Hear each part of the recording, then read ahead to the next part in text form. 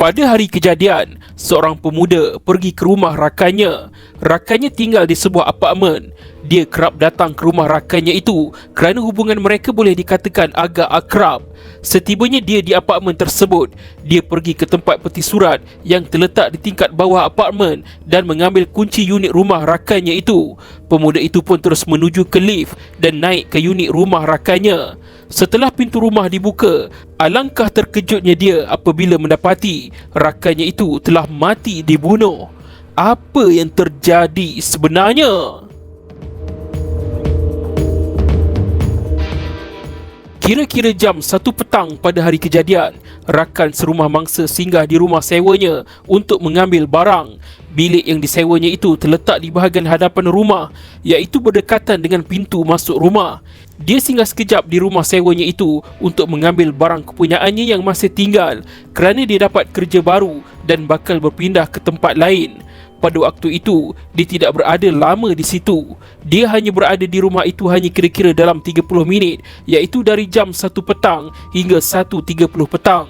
Ketika dia singgah untuk mengambil barang itulah, dia sempat melihat mangsa sedang berbaring di ruang tamu rumah. Pada waktu itu, dia tidak melihat keseluruhan tubuh mangsa, tetapi hanya kaki mangsa sahaja yang kelihatan.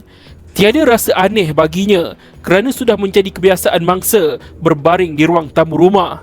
Lebih dari 3 orang yang menyewa di rumah itu, dia sudah biasa melihat rakan serumahnya berbaring di ruang tamu. Oleh itu, dia langsung tidak mengesyaki ada apa-apa perkara pelik yang berlaku di rumah itu. Dia hanya masuk ke dalam rumah, pergi ke biliknya dan terus keluar dari rumah. Sehinggalah pada waktu malam pada hari yang sama, seorang rakan mangsa datang ke rumah berkenaan. Rakan mangsa ini tidak tinggal serumah dengan mangsa, tetapi dia kerap datang ke rumah itu kerana hubungan mereka berdua agak akrab. Setibanya dia di apartmen berkenaan, dia pergi ke tempat peti surat yang terletak di tingkat bawah apartmen dan mengambil kunci di dalam peti surat unit rumah rakannya itu. Rakan mangsa kemudian terus menuju ke lift dan naik ke unit rumah mangsa. Setelah pintu rumah dibuka, alangkah terkejutnya dia apabila mendapati mangsa sudah mati terbaring di ruang tamu rumah. Tubuh mangsa dipenuhi dengan darah. Dalam keadaan panik itu, rakan mangsa terus menghubungi polis. Polis mengesahkan ada menerima panggilan telefon yang membuat aduan tentang kematian itu pada jam 12.05 tengah malam. Pihak polis kemudian memulakan siasatan. Rakaman kamera litar tertutup CCTV di lobi lift apartmen tersebut menjadi rujukan pegawai penyiasat. Setelah meneliti rakaman CCTV tersebut, pegawai penyiasat mendapati ada seorang lelaki yang mencurigakan dalam rakaman itu. Lelaki itu iaitu suspek dirakam keluar dari lift menuju ke arah lobi. Rakaman CCTV dapat merakam wajah suspek dengan jelas. Di dalam rakaman itu, suspek dilihat keluar dari lift membawa satu baldi. Pihak polis meneliti rakaman tersebut dan mendapati ada kain di dalam baldi itu. Kain itu ada kesan warna merah, dipercayai kesan darah. Rakaman CCTV suspek bersama baldi itu adalah pada jam 10.36 pagi, iaitu hari yang sama dengan hari kejadian. Polis kemudian dengan segera mengesan kedudukan suspek dan suspek dapat ditahan polis. Setelah disoal siasat, suspek kemudian membawa polis ke dua lokasi berbeza. Dipercayai dua lokasi itu ada kaitan dengan kes ini. Suspek kemudian dibawa ke mahkamah untuk dibicarakan. Suspek yang bernama Muhammad Nur Adib, 25 tahun, telah dituduh membunuh Ahmad Shah Razik Muhammad Razman, 33 tahun, di sebuah rumah di residensi Bistari, Jalan UK Bistari, UK Perdana, Selangor, antara jam 11 pagi hingga 12 tengah hari pada 11 Mei 2019. Muhammad Nur Adib didakwa di bawah Seksyen 302 Kanun Keseksaan atas kesalahan membunuh dan boleh dihukum gantung sampai mati jika disabit kesalahan.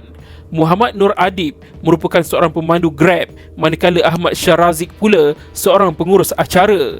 Ada dua lokasi berbeza yang dipercayai ada kaitan dengan kes ini. Suspek telah membawa pihak polis ke sebatang sungai di Kampung Pasir dan juga di kawasan tong sampah di Seksyen 4 Wangsa Maju. Hasil siasatan polis di kedua-dua lokasi berkenaan mendapati tiada bukti yang ditemui untuk mengaitkan suspek dengan mangsa. Hasil siasatan di lokasi kejadian juga tidak menemui sebarang bukti yang berkaitan dengan suspek. Tiada satu pun barang suspek ditemui di dalam rumah sewa mangsa. Bukan itu sahaja, kesan cap jari dan DNA suspek juga turut tidak ditemui di tempat kejadian. Perkara ini disahkan oleh ahli kimia di mahkamah bahawa laporan DNA menunjukkan tiada DNA suspek ditemui di lokasi kejadian. Suspek berjaya dirakam CCTV hanya di lobi lift apartmen sahaja dan bukannya di dalam rumah di mana mangsa ditemui mati. Rakaman CCTV yang menunjukkan suspek memegang baldi ada kain kesan berwarna merah tidak ada langsung kaitan dengan kes ini. Ia tidak dapat dibuktikan bahawa adanya kesan darah mangsa pada kain tersebut. Mengikut garis masa dalam kes ini, pada jam 10.36 pagi pada hari kejadian, CCTV dapat merakam suspek dalam keadaan mencurigakan. Pada jam 1 hingga 1.30 tengah hari, iaitu hari yang sama, rakan serumah mangsa singgah ke rumah sewa untuk mengambil barang. Pada waktu malam hari yang sama pula, rakan mangsa datang ke rumah dan menemui mangsa sudah pun mati terbaring di ruang tamu rumah.